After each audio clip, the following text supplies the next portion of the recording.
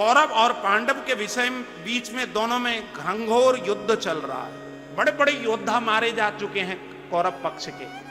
भीष्म दादा सरसैया में सोए हुए हैं और पांडवों के 5 पांडव जीवित हैं। कौरव के 99 भाई मारे जा चुके हैं। कृपाचार्य जैसे बड़े बड़े योद्धा रणांगण में धूल चाट चुके हैं। सबका मरण हो चुका है। केवल और केवल दुर्योधन बचा हुआ है, अश्वत्थामा बचा हुआ है, कृतवर्मा बचे हुए हैं। और इन तीनों ने जैसे ही दुर्योधन ने आज भीमसेन को ललकारा, भीमसेन और दुर्योधन गदा की टंकार करते हुए रणांगण में युद्ध करने के लिए आ गए। सूत जी महाराज उस कथा को वर्णन करते हुए बोलते हैं, यदा ब्रधे कौरव संजयाना, यदा ब्रधे कौरव संजयाना,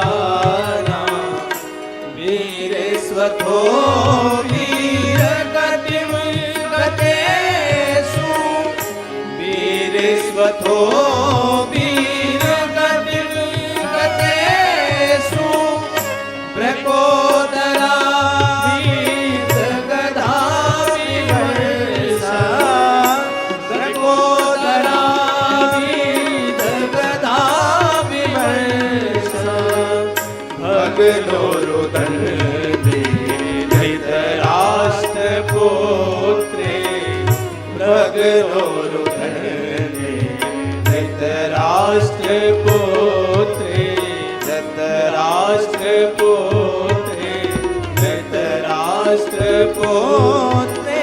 गदा घुमा घुमा करके दुर्योधन भीम के ऊपर प्रहार करता जा रहा है और भीम अपनी गदा को बड़ी पैनी नजर से दुर्योधन के ऊपर प्रहार करते जा रहे हैं। भगवान कृष्ण ने आंखों से इशारा किया, दुर्योधन भीम युद्ध को अंतिम अवस्था तक पहुंचाओ। जैसे ही भीमसेन की ओर भगवान ने अपनी तिरछी नजर थोड़ी सी टेढ़ी करके थोड़ी सी हिलाई, उसी समय भीमसेन को इशारा भगवान ने कर दिया कि खेल खत्म करो, भीम इतना देर तक क्यों लड़ रहे हो। और जैसे ही भीमसेन ने अपनी गदा को हाथ में पकड़कर जैसे ही 3 बार घुमाकर जैसे ही दुर्योधन के जांग पर जोर से प्रहार किया, दुर्योधन औंधा गिरा है। और जैसे ही दुर्योधन औंधा गिरा, भीमसेन ने जाकर दुर्योधन के पीठ पर अपना पैर रख दी और गदा को जैसे ही रखा, दुर्योधन धराशायी हो गया जमीन पर। क्षत विक्षत अवस्था से दुर्योधन के मुंह से खून की उल्टियां होने लगी। उसी समय सूर्यास्त हुआ और युद्ध विराम की घोषणा हो गई। तो सारे 5 पांडवों को साथ में लेकर भगवान अपने अपने शिविर में चले गए। आज पांडव बड़े प्रसन्न हैं, बड़े प्रफुल्लित हैं, खिलखिलाकर हंस रहे हैं, बड़े गदगद हैं, क्योंकि दुर्योधन के ऊपर लगभग विजय प्राप्त हो चुकी है। सारे पांडव गदगद बहुत ज्यादा खिलखिलाकर हंस रहे हैं। देखो, शास्त्रों में कहा गया है अति सर्वथा वर्जयेत। अति किसी भी चीज की अच्छी नहीं होती है। अति खाना ठीक नहीं, अति बोलना ठीक नहीं, अति हंसना ठीक नहीं, क्योंकि ज्यादा हंसने पर रोना भी पड़ता है। इसलिए भगवान को डर लगता है कि पांडव कुछ ज्यादा ही हंस रहे हैं, कहीं इनको रोना न पड़ जाए। इसलिए भगवान विषयांतर करने के लिए 5 पांडवों को अपने साथ में लेकर पांडवों के शिविर से निकल पड़े यमुना के किनारे टहलने के बहाने। इधर द्रौपदी अपने 5 पुत्रों को बिस्तर में सोने के लिए कहती है कि पुत्रों, अब तुम्हारा भोजन हो गया है, जाओ बेटा सो जाओ। 5 पुत्रों ने आकर मां से हाथ जोड़कर कहा, मां यदि आप अनुमति देती हो तो हम अपने पिता के बिस्तर में जाकर सोना चाहते हैं। जैसे ही द्रौपदी के 5 पुत्रों ने इस प्रकार की बात कही, द्रौपदी बोलने लगी, बेटा अपने पिता के बिस्तर में जाकर सोने के लिए भी कोई अनुमति लेने की जरूरत है क्या? जाओ ना बेटा, तुम अपने पिता के बिस्तर में जाकर सो जाओ, जाओ। जैसे ही द्रौपदी ने कहा, 5 द्रौपदी के छोटे छोटे नन्हे नन्हे पुत्र आकर अपने अपने पिता के बिस्तर में सो गए। द्रौपदी अपने कमरे में चली गई। दरवाजा बंद हुआ है। उधर दुर्योधन जब रणांगण में धराशायी हुआ, दुर्योधन के सामने आया अश्वत्थामा। अश्वत्थामा ने कहा, दुर्योधन तेरी ये जो दशा हुई है ना, तेरे ही बुद्धि के कारण हुई है। आज तक तूने मेरे ऊपर विश्वास नहीं किया। यदि मुझे तू सेनापति के रूप में नियुक्त करता तो इन पांचों पांडवों के नरमुंड तेरे कदमों में लाकर मैं प्रस्तुत करता। तूने मेरे ऊपर विश्वास नहीं किया। अभी भी कुछ बिगड़ा नहीं है दुर्योधन। तू यदि आज भी मुझे सेनापति के रूप में नियुक्त करता है तो मैं उन पांचों पांडवों के नरमुंड तेरे कदमों में लाकर रखने की क्षमता रखता हूं।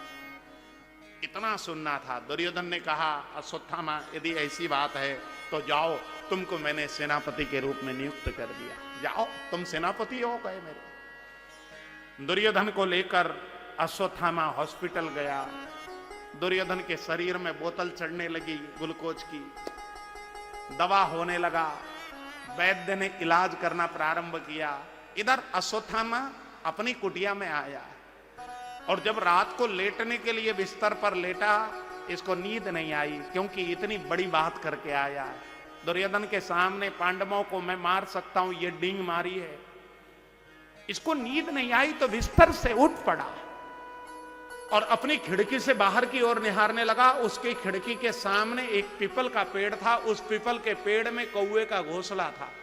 कौवा रात्रि के समय मस्त निद्रा में सो रहा था। मध्य रात्रि के समय एक उल्लू आया। उल्लू ने कौवे के ऊपर आक्रमण की, कौवे को मार गिराया और कौवे के घोंसले पर उसने कब्जा जमा दिया। इसको संस्कृत में काकोलूक न्याय बोलते हैं। संस्कृत में अनेक प्रकार के न्याय होते हैं जिससे व्यक्ति शिक्षा लेता है। आज इसको शिक्षा मिल गई कि मैं पांडवों को इसी विधि से मैं मार सकता हूं। अश्वत्थामा मन में विचार करता है कि पांडव रात्रि के समय सोए होंगे, उनको ले जाकर मैं अपने तलवार से उनके गर्दन उड़ा दूंगा। हाथ में तलवार लेकर पांडवों को मारने के लिए अश्वत्थामा अपनी कुटिया से निकल पड़ा। सीधे पहुंचा पांडवों के शिविर में और जहां पांडव सोया करते थे उस कमरे में जब प्रविष्ट हुआ तो पांचों बालक सोए हुए थे। उन पांचों बालकों के नर के मुंड को काटने के लिए अपने हाथ में तलवार लेकर जैसे ही बिस्तरों पर जाकर खटाखट उन पांचों बालकों के नरमुंड मार अपने पोटली में लिया और उन बालकों के सिर को काटकर उस अश्वत्थामा ने एक पोटली बनाई। उन पांचों बालकों के नरमुंड को पोटली बांधकर वो लेकर आया है दुर्योधन के पास और दुर्योधन को आकर बोलने लगा, दुर्योधन तुम्हारे बड़े बड़े योद्धा जो काम नहीं कर पाए मैंने अकेले करके दिखाया है। ये लो पांडवों के नरमुंड में लेकर आया हूं, पांडवों का मैंने अकेले वध कर दिया है। ये लो दुर्योधन। इतना सुनना था। दुर्योधन बिस्तर में ऐसे पड़ा हुआ था, उसके शरीर में ग्लूकोज की बोतलें चढ़ रही थी, इलाज चल रहा था। एक साथ दुर्योधन उठ खड़ा हुआ, बड़ा प्रफुल्लित हुआ। दुर्योधन के शरीर में रक्त का संचार हो गया। लाओ अश्वत्थामा, कहां है पांडवों के नरमुंड? झटपट अश्वत्थामा ने जैसे ही नरमुंड की पोटली दुर्योधन के हाथ में दी, दुर्योधन ने उस पोटली को जैसे ही एकदम क्रोध के मारे पोटली को भींचने लगा, दबाने लगा और ये पोटली में जो नरमुंड थे वो पिचकने लगे। दुर्योधन को शंका हो गई, इतने कोमल पांडवों के नरमुंड नहीं हो सकते। झटपट उसने पोटली की गांठ खोली और जैसे ही पोटली के भीतर के नरमुंडों को दुर्योधन ने निहारा, वो तो छोटे छोटे नन्हे नन्हे बालकों के नरमुंड थे। आंखों से आंसू की धारा निकलने लगी, हृदय रोने लगा, मुंह से चीख निकल गई, अरे पापिष्ट अश्वत्थामा, ये नरमुंड तो नन्हे नन्हे अबोध बालकों के हैं, इन बालकों का क्यों वध तूने कर दिया? अरे दुष्ट अश्वत्थामा, तेरा तो मुंह देखने में भी पाप लगेगा, इन निरपराध बालकों का तूने वध कर दिया रे। तेरा तो मैं शकल भी नहीं देखना चाहता, तू मेरे सामने से हट जा। हा प्रतिबिंद, हा श्रुतसेन, हा श्रुतकीर्ति, हा शतानीक, हा श्रुतकर्मा, एक एक बालकों का नाम पुकार पुकार कर दुर्योधन दहाड़ मार मार कर रोने लगा। आंखों से आंसू की धारा निकल पड़ी। दुर्योधन को ये वरदान था कि एक साथ अत्यंत हर्ष का समय आवे और एकदम दुख का समय आवे तभी तू मरेगा, ये उसको वरदान था। तो दुर्योधन आज अत्यंत प्रसन्न हुआ। पहले तो क्योंकि पांडवों का नरमुंड मेरे सामने आया है करके बहुत ज्यादा खिलखिला कर हंसा, बड़ा प्रसन्न हुआ। लेकिन जैसे ही नरमुंड दुर्योधन ने देखे तो बहुत ज्यादा दुखी हुआ। तो उसी समय दुर्योधन का प्राणांत हो गया। कल्पना करो मेरे भाई बहन, जिन बालकों के मौत के अवसर पर आज एक शत्रु की प्राण निकल चुके हों, उन बालकों की मां ने जब उस दृश्य को देखा होगा तो उस मां की क्या दशा रही होगी।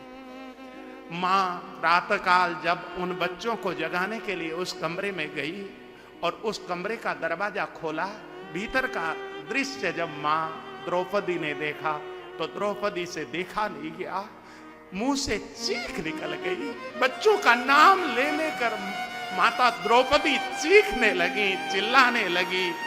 धड़ाम से जैसे वृक्ष गिरता है ऐसे ही जमीन पर उसको चक्कर आ गया, धड़ाम से जमीन पर गिर पड़ी।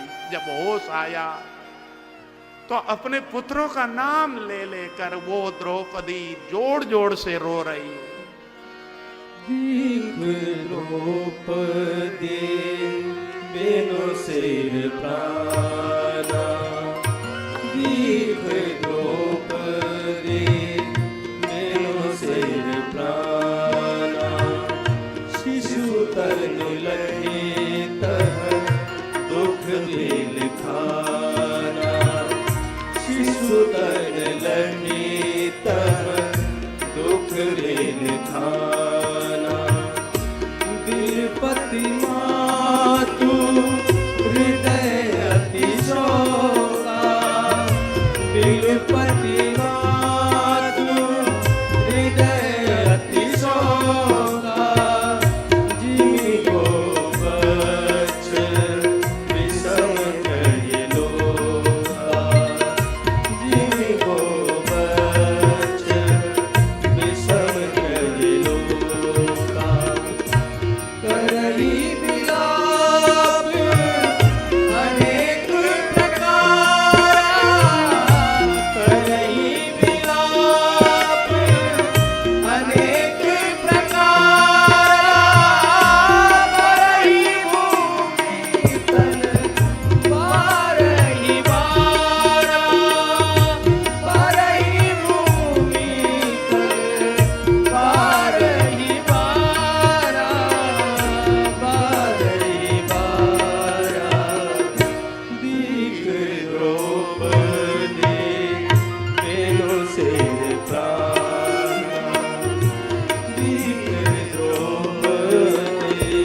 दहाड़ मार मार कर द्रौपदी रो रही है, कभी छाती पीटती है, कभी बच्चों के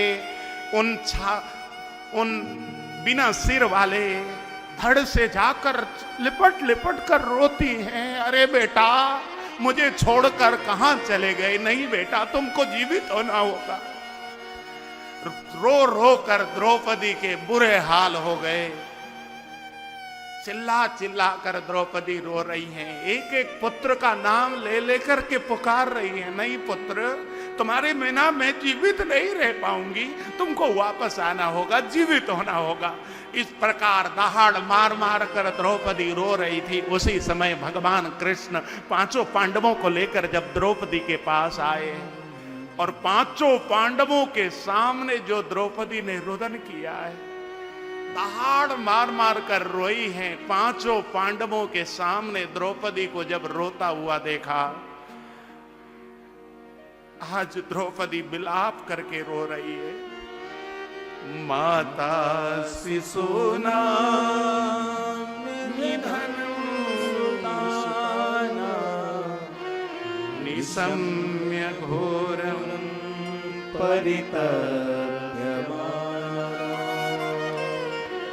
तदा रुद्रबाष्पकला कुलाक्षी,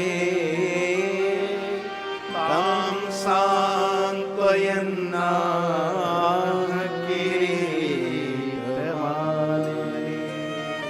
जब द्रौपदी विलाप कर करके रोई, उस समय अर्जुन आगे बढ़े और अर्जुन ने अपना गांडीव को आगे करके कहा, द्रौपदी रो मत द्रौपदी,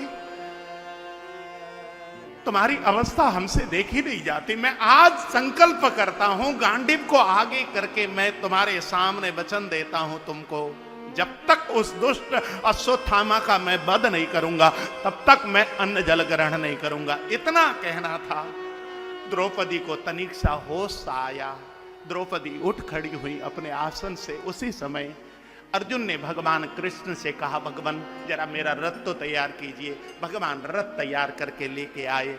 अर्जुन रथ पर जैसे ही सवार हुए, भगवान ने रथ को दौड़ा दिया। आगे आगे अश्वत्थामा, पीछे पीछे अर्जुन का रथ। और जैसे ही अश्वत्थामा ने देखा कि ये अर्जुन मुझे मार डालेगा, उसी समय अश्वत्थामा घबराया और मंत्र को अभिमंत्रण करके जैसे ही अश्वत्थामा ने ब्रह्मास्त्र को चलाया है, सामने से आता हुआ ब्रह्मास्त्र को जैसे ही मेरे ठाकुर ने देखा, मेरे ठाकुर ने अर्जुन को सावधान किया, अर्जुन अर्जुन सावधान हो जा, तुझे जलाने के लिए वो देख सामने से ब्रह्मास्त्र आ रहा है। जैसे ही भगवान ने अर्जुन को सावधान किया, अर्जुन ने भी ब्रह्मास्त्र का काट केवल और केवल ब्रह्मास्त्र होता है ऐसा जानकर ब्रह्मास्त्र को अभिमंत्रण करके जैसे ही ब्रह्मास्त्र को छोड़ा है, दोनों ब्रह्मास्त्र आकाश में टकराए, पृथ्वी में उल्कापात होने लगी, मूसलधार बारिश होने लगी। उस समय पृथ्वी में भूकंप आ गई।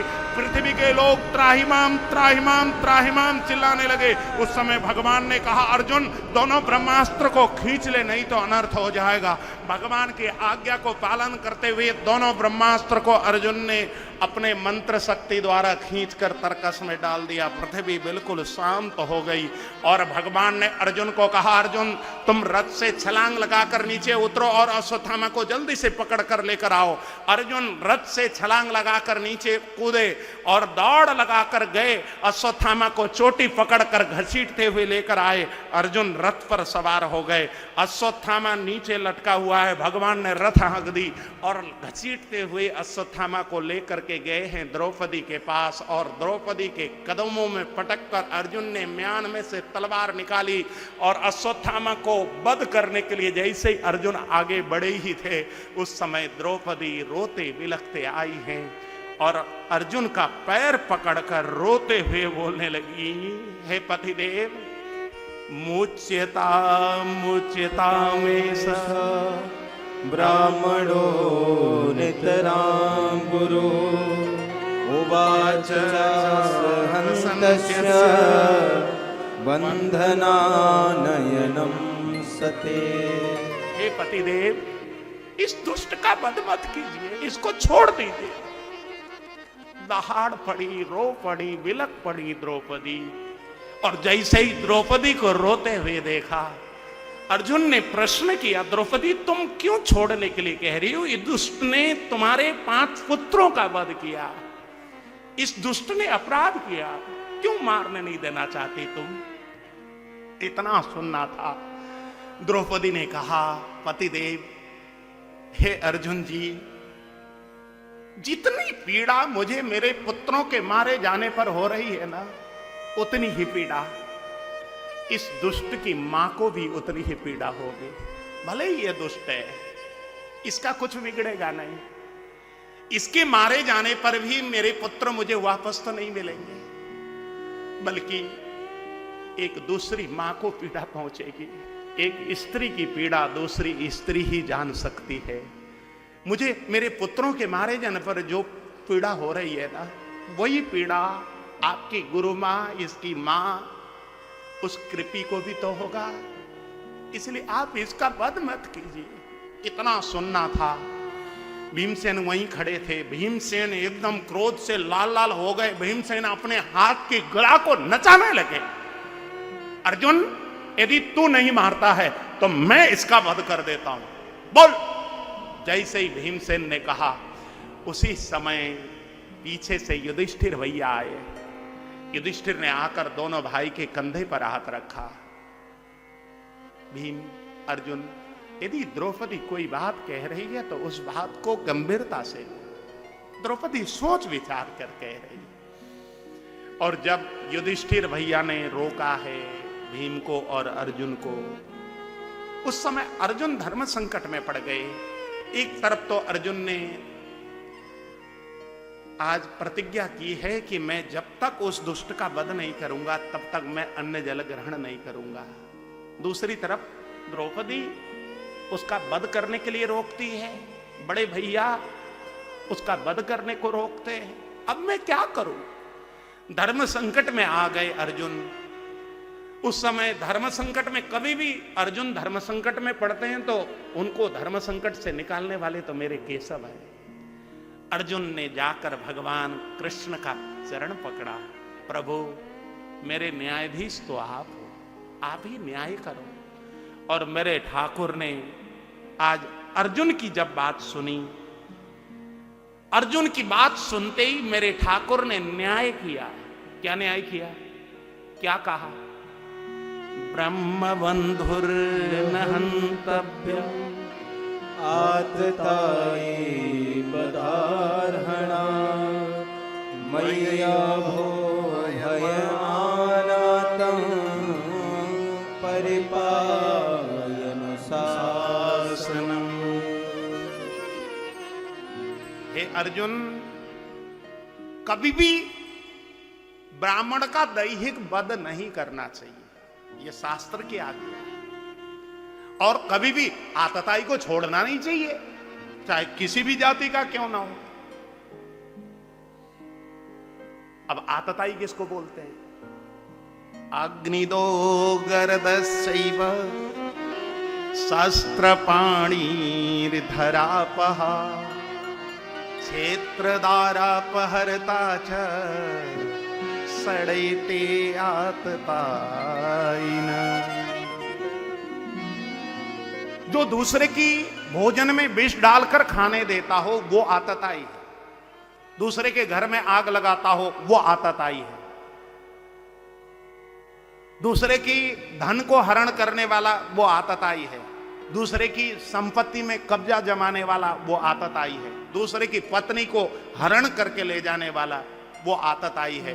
हाथ में शस्त्र लेकर धमकाने वाला वो आतताई है। इस प्रकार के आतताई को जीवित रहने का अधिकार नहीं। इस प्रकार के आतताइयों को तत्काल वध करने पर किसी प्रकार का कोई पाप नहीं लगता, तत्काल वध कर देना चाहिए। देखो मेरे भाई बहन, इस प्रकार के आतताइयों का तत्काल वध करना चाहिए, कोई पाप नहीं लगता। ये गारंटी मैं भागवत की व्यासपीठ से दे रहा हूं। लेकिन कानून लगता है कि नहीं, एक बार वकील साहब से परामर्श जरूर कर लेना, क्योंकि कानून तो हम जानते नहीं, हम तो पाप पुण्य की बात जानते हैं। भगवान ने आज जैसे ही ये बात कही, देखो भगवान तो टेढ़े हैं। भगवान का नाम क्या है? अच्छा बताओ। भगवान का नाम है बांके। बांके का मतलब क्या होता है? बांके का मतलब टेढ़ा। जो टेढ़ा हो उसी का नाम बांके। भगवान जब खड़े होते हैं ना, आप भगवान कृष्ण की कोई भी फोटो देख लो, कैसे खड़े हैं? तीन जगह से ऐसे टेढ़े करके। और भगवान राम सीधे। भगवान का नाम, राम का लो नाम जरा, राम सीधे होता है, लेकिन कृष्ण का नाम लेने में मुंह को टेढ़ा करना पड़ता है। और भगवान कृष्ण का नाम लिखने के लिए भी पूरा क के नीचे टेढ़ा करोगे तब जाकर कृष्ण बनेगा। और उच्चारण करने में, जरा उच्चारण करो तो, कृष्ण बोलो, कृष्ण। जब तक मुंह को टेढ़ा नहीं करोगे, जीभ को घुमाओगे नहीं, तब तक कृष्ण का नाम निकलेगा ही नहीं। बोलो कृष्ण कृष्ण। अब ये पूरा दम लगाओगे तब निकलेगा। और जिनके आगे के दांत दो नहीं है ना, उसके तो मुंह से कृष्ण का नाम निकलेगा ही नहीं। हाँ, किशन किशन हो जाएगा, क्योंकि हवा निकल जाती है ना, और हवा निकल जाती है तो कृष्ण का नाम उच्चारण ही नहीं होता, किशन किशन हो जाता है। अरे भाई, अच्छे खासों की भगवान कृष्ण ने हवा निकाल दी, आपकी हमारी क्या हैसियत। हाँ, इसलिए मेरे भाई बहन, ये भगवान कृष्ण जो हैं वो टेढ़े हैं। तू टेढ़ा टेढ़ी टेढ़ी रे नजरिया, आप लोग गाते भी हो। और भगवान कृष्ण जब हर चीज में टेढ़े हैं तो बोलेंगे सीधा कैसे? वो बोलेंगे भी तो टेढ़ा ही। भगवान कृष्ण ने टेढ़ी बात करी। ब्रह्म बंधु का कभी वध मत करना, लेकिन आतताई को कभी छोड़ना मत। भगवान कृष्ण ने ये कहा। अर्जुन धर्म संकट में पड़ गए। अर्जुन को तब गीता की बात याद आ गई। परहित सरिस धर्म नहीं भाई, परहित सरिस धर्म नहीं भाई, पर पीड़ा सम नहीं अधमाई, पर पीड़ा सम नहीं अधमाई,